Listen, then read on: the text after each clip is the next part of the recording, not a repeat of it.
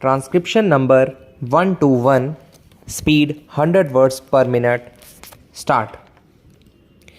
A few days ago, I had the honor of presenting the report of the Planning Commission on the second 5-year plan to this House. On that occasion, I said something about the preparation of this report during the last 2 years and more. The report is a fairly formidable volume to look at, but perhaps if all the papers that were prepared in connection with this report during the last 2 years were piled together, they would be something in the nature of 100 times this volume.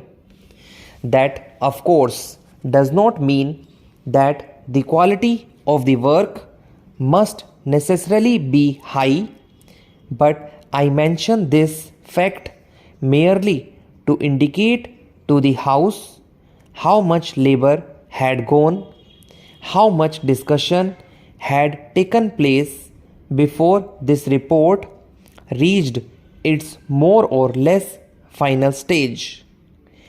In a subject like planning, I do not know what honorable members of this House think, but to me, who is no expert but who has been connected with thinking and discussion about planning for the last many years, I found my own mind expanding and always fresh avenues coming into view, and there is no end to the process. And when I present this report to this House, I would call it in no sense a final report, but a report of the work done thus far. The work continues like the whole question of planning continues, like indeed the vast and varied activity of the nation continues. The book deals in the ultimate analysis not with some theory but also with the activities of hundreds of millions of people in this country, and that is a tremendous theme to think about, and it is a difficult thing, and it has so many uncertainties about it, because fortunately human beings are not made after the same model. Each human being is an individual who thinks, who acts somewhat differently from others. We have not, like an engineer, to measure the amount of steel or the amount of cement or something else that goes towards the making of a bridge or some other building. One can weigh and say exactly what the tensions and the strength are. Human beings being different, we cannot lay down any hard and fast rule about it that 100 or 1,000 human beings will produce this or that result, and therefore this uncertain and fascinating factor comes in, which makes human beings more important than other things in this world. But that makes planning also difficult, with a large number of uncertainties about it.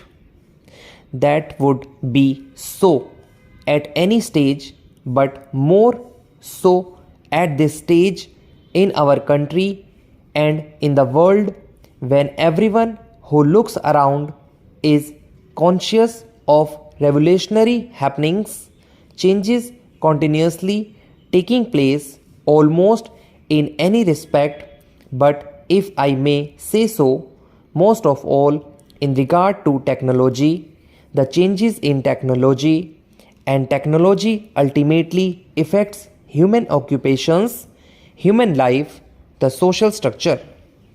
Now, it is obvious that the pace of change in technology has been tremendous and stupendous.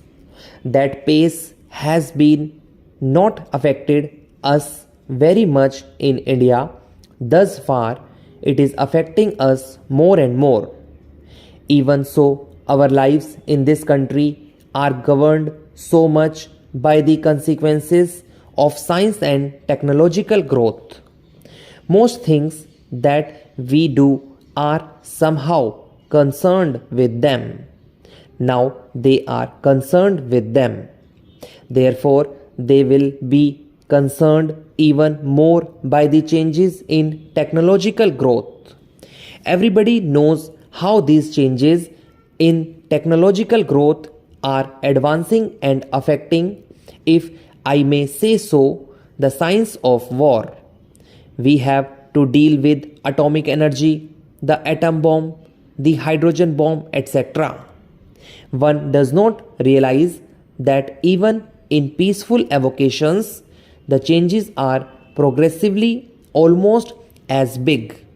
They do not create such a bang as that atom bomb does, but in effect, the coming of atomic energy is likely to produce enormous changes.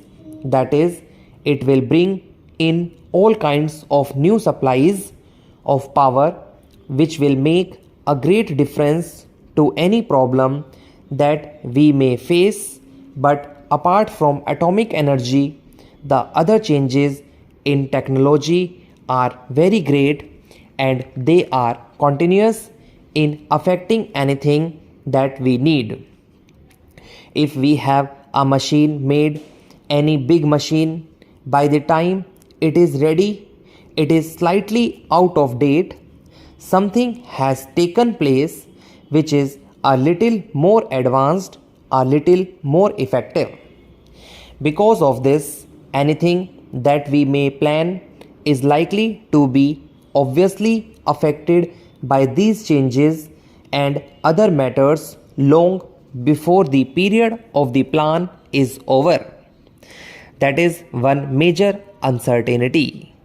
Then, of course, there are the uncertainties about our own resources, about the capacity of the human beings in this country, as to whether we can devote our energies to this great and mighty task or fritter them away in arguing or in disputing or in quarreling about smaller things in this country. There is presumably a certain maximum quantum of national energy available. It may grow. Now, how much of that can we devote to this task of implementing our plan?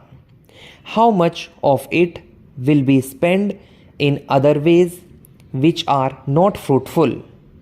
How much of it in destructive ways and disruptive ways? All these are uncertainties, and we have seen even in the past few months enough of national energy being, if I may say so, with all respect, not only wasted but doing a great deal of harm to the sense of national unity, national purpose of working together. I am not going into the question of the merits of any matter, but it is obvious that we have to undertake a very great task, because we start from somewhere near the bottom level of economic advance. Ours is a country which, in terms of per capita income, is very low down in the scale of other countries. We have an evidence of technical achievements, and there are many great schemes at work.